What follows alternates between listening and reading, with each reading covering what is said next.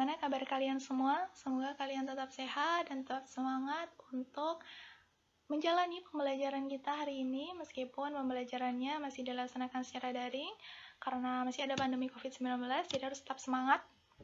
Dan hari ini terkait dengan mata pelajaran ekonomi, kita akan belajar tentang alat pembayaran tunai dan alat pembayaran non-tunai. Jadi kalau alat pembayaran tunai itu adalah uang, betul sekali. Kemudian kalau alat pembayaran non-tunai, contohnya bisa ATM. Jadi alat pembayaran di mana kita tidak harus mengeluarkan uang secara langsung. Bisa misalkan kalian pengguna GoPay. Kalian biasanya bertransaksi GoFood ataupun Gojek, kalian menggunakan GoPay. Jadi GoPay di situ merupakan alat pembayaran non-tunai. Nah, setelah ini kita akan bahas satu persatu tentang alat pembayaran tunai dan alat pembayaran non-tunai.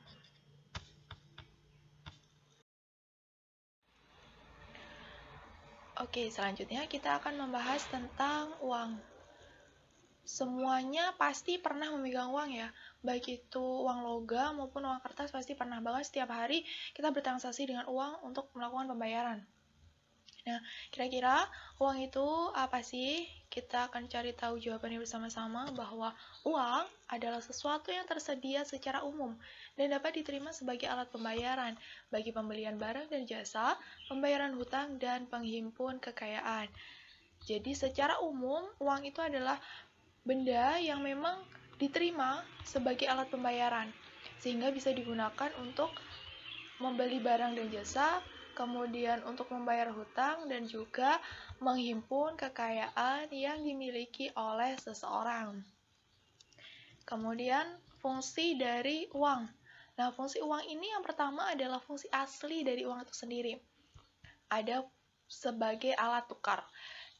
Uang yang kita miliki itu berfungsi untuk alat tukar. Contohnya adalah, misalkan kalian ingin membeli buku, maka kalian menukarkan uang yang kalian miliki. Misalnya kalian punya uang 5.000, jadi kalian menukarkan uang 5.000 kalian dengan buku yang ingin kalian beli. Yang selanjutnya sebagai alat satuan hitung. Contohnya seorang pedagang, dia menjual buah apel. Nah, 1 kilo buah apel itu dihargai 15.000. Jadi uang itu berfungsi sebagai alat satuan hitung dari benda yang ingin dijual oleh pedagang tersebut, sehingga lebih memudahkan untuk melakukan kegiatan perdagangan. Dan ada fungsi turunan. Nah, fungsi turunan uang yang pertama adalah sebagai alat pembayaran. Jadi yang pasti uang adalah sesuatu yang digunakan untuk melakukan transaksi pembayaran. Jadi memang uang itu sudah diakui oleh masyarakat secara umum, oleh keseluruhan masyarakat sebagai alat untuk melakukan pembayaran. Alat penyimpan kekayaan. Jadi uang itu juga berfungsi sebagai alat untuk menyimpan kekayaan. Melalui kegiatan menabung, berinvestasi, kita bisa menyimpan kekayaan kita dalam bentuk uang dari kegiatan-kegiatan tersebut. Yang selanjutnya, alat pemindah kekayaan. Uang itu juga berfungsi untuk memindahkan kekayaan yang dimiliki oleh seseorang. Misalkan seseorang tinggal di daerah A, kemudian dia ingin pindah ke daerah B. Dia dapat memindahkan harta yang dia miliki di daerah A, misalkan dia punya tanah di daerah A, bisa dia pindahkan ke daerah B, tidak dengan membawa tanah itu ya, tetapi dengan menjual terlebih dahulu tanah tersebut, baru ketika sudah diuangkan, uangnya itu dibawa ke daerah B. Nah, selanjutnya syarat uang. Jadi sesuatu itu bisa disebut sebagai uang ketika memenuhi beberapa persyaratan. Yang pertama, diterima oleh umum. Jadi benda itu atau sesuatu itu bisa disebut sebagai uang ketika bisa diterima oleh seluruh masyarakat sebagai alat pembayaran. Jadi kalau hanya segelintir masyarakat tidak bisa disebut sebagai uang. Dan mudah disimpan dan dipindah tangankan. Uang yang kita pegang setiap hari kan mudah kita simpan ya, bisa kita taruh di tas, bisa kita taruh di dompet, bisa kita taruh di saku. Selain itu juga mudah dipindah tangankan. Ketika kita ingin membeli sesuatu, gampang saja kita menukarkan uang kita miliki dengan barang yang kita inginkan. Jadi sudah berpindah tangan dari kita ke pedagang. Selanjutnya, tahan lama dan tidak cepat rusak. Jadi, uang itu harus tahan lama dan tidak cepat rusak sehingga bisa digunakan dalam jangka waktu yang lama.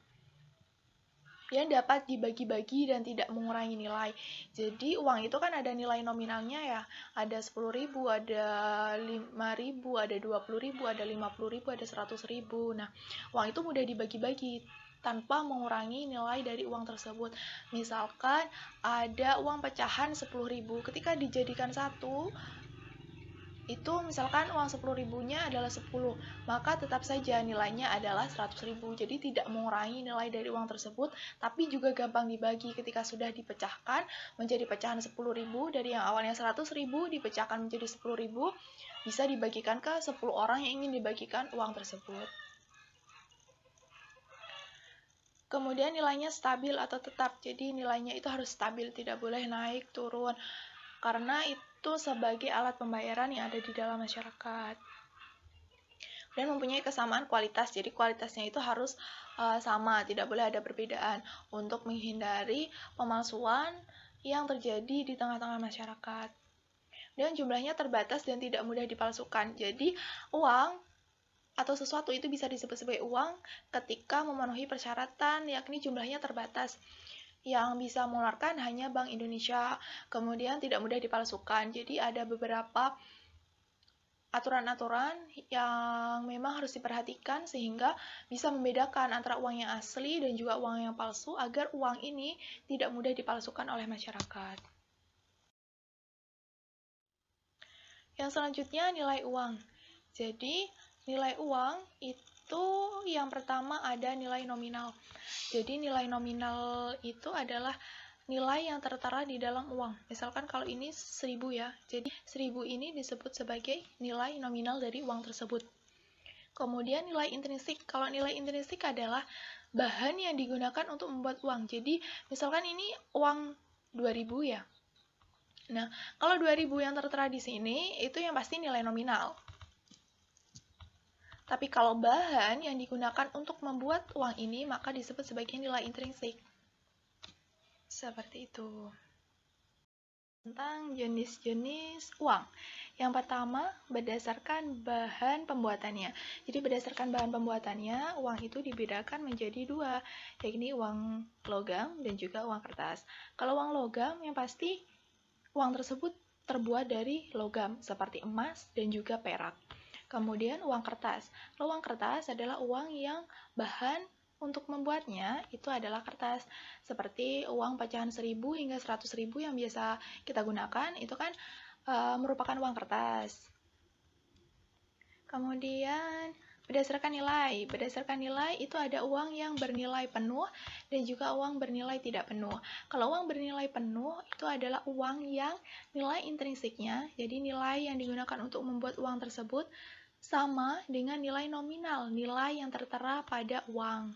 Jadi nilainya antara nilai intrinsik dan juga nilai nominal itu sama. Kemudian uang bernilai tidak penuh. Kalau uang bernilai tidak penuh itu adalah uang yang nilai intrinsiknya atau nilai yang digunakan, bahan yang digunakan untuk membuat uang tersebut itu nilainya lebih kecil dari nilai nominalnya. Jadi nilai nominalnya itu jauh lebih besar. Biasanya contohnya adalah uang kertas. Kemudian berdasarkan lembaga yang menerbitkan. Berdasarkan lembaga yang menerbitkan itu ada uang kartal dan juga uang giral. Kalau uang kartal itu merupakan uang yang biasanya diterbitkan oleh BI atau Bank Indonesia, yakni sebagai bank sentral yang ada di Indonesia. Kemudian uang giral. Kalau uang giral ini biasanya diterbitkan oleh bank umum. Contohnya dari uang giral adalah cek, biljet, girum. Kalau uang kartal contohnya adalah uang yang biasa kita gunakan, jadi baik itu uang kertas maupun uang logam.